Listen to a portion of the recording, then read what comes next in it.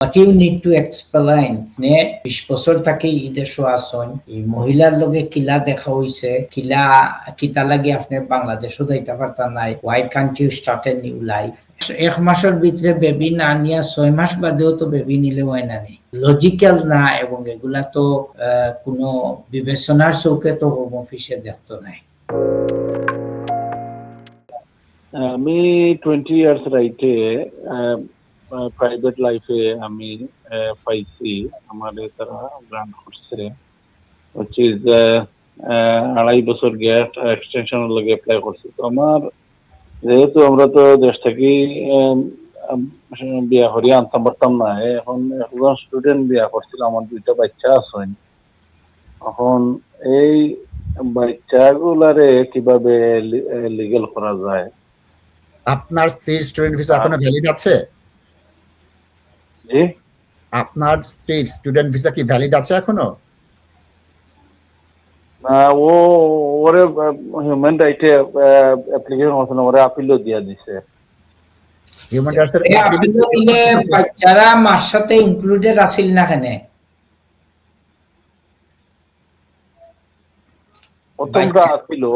প্রথমটা আছে মার সাথে আর দ্বিতীয়টা একটু পরে হইছে আর কি এটা তাইলে আপনি শুনকা আপনি কোনো কিছু করার দরকার নাই you don't need to do anything just wait for your wife's appeal hearing date এবং ওই সময় একটা বাচ্চা তো অলরেডি তারা জানে আর একটা বাচ্চা আছে ওর ডিটেইল প্রোভাইড করেন যেন তারা সেকশন 55 কয়েকটারে the best interest of children এবং আপনার সিচুয়েশন কনসিডার করিয়া জাজ সাহেব সবকিছু কনসিডার করবা আপনার যদি বউ বাচ্চার আপিল এলাও হয় বড় বাচ্চা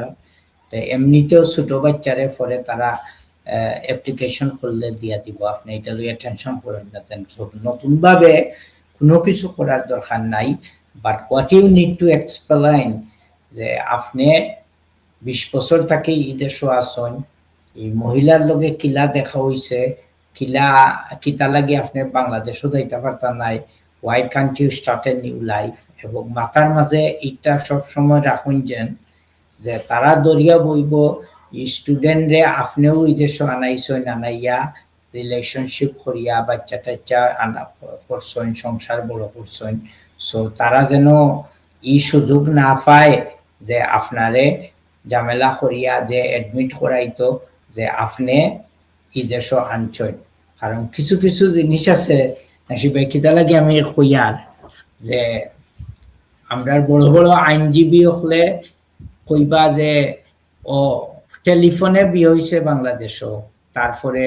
স্টুডেন্ট হিসাবে বা ভিজিট ভিসায় আনা হইছে তার বাদে অন্য বিয়া করছি রাখছি নাসিব ভাই এই জিনিসগুলা তো আসলে লজিক্যাল না এবং এগুলা তো কোনো বিবেচনার চৌকে তো হোম অফিসে দেখতো নাই what is that simple question যে ভাই তোমার তো নিজের পজিশন ঠিক নাই you are not a qualifying sponsor so তুমি সিস্টেম রে অ্যাবিউজ করিয়া আরেকজন রে ইদেশো আনছো আনিয়া now you have the family life so আইন যেটা হয় যে আপনি যদি কারো আনসার্টেন ইমিগ্রেশন বা তোমার নিজের যদি আনসার্টেন কোনো ইমিগ্রেশন থাকে এবং knowing all this if you form the relationship then proportionality টেস্টও আপনার কিন্তু যে দাড়িপাল্লার যে ব্যালেন্সিং এক্সারসাইজ এই এক্সারসাইজও আপনার ওয়েটটা কমে যাব বুঝছেন সো ওই জিনিসগুলা আপনারা একটু খেয়াল রাখুন সো আরেকটা এক্সাম্পল দেই দর্শক আপনি যেহেতু প্রশ্ন করছেন সবে দেখরা শোনার দরকার আছে একজন মহিলা ওদেশও আইসেন visit visa student care visa what ever it is এখন পিরিয়ড ক্যালকুলেশন করিয়া দেখা যায় নাশিদ ভাই আমরা যদি একটা প্রেগন্যান্সির যদি মিনিমাম পিরিয়ড কভার করি নাশিদ ভাই বা ম্যাক্সিমামও যদি আমরা যাই দেখা যায় যে অনেক সময় ম্যাক্সিমাম ক্যালকুলেশন করিয়া দেখা যায় যে এই মহিলা ইদেশো আওয়ার 2-3 সপ্তাহের ভিতরেও তাই প্রেগন্যান্ট হয়ে গেছে প্রশ্ন হইল কি আপনি আনসার করতে হইব যে তুমি নতুন একটা দেশও আইছো কোনো কিছু জানরায় না বুঝরায় না তুমি কিলা জামাই পাইলাই কিলা বয়ফ্রেন্ড পাইলাই কিলা রিলেশনশিপ হয়ে গেল এগুলা তো একটা প্রশ্ন নাই ভাই সারা লাইফ ওয়েট করছেন, অনেক কষ্ট করছেন, ইমিগ্রেশন ঠিক হয়েছে, বেবি এক মাসের ভিতরে বেবি না নিয়ে 6 মাস বাদেও তো বেবি নিলে হয় না নেই, কারণ জীবনটারে তো চালাইতে হইব একটা লজিক্যাল ওয়ে এবং কিছু জিনিস করতে হইব। এবং এই যে এক্সাম্পলটা নাশিদ ভাই আমি দিছি, এটা একটা রিয়েল লাইফ উদাহরণ নাশিদ ভাই, এবং যা যে আমারে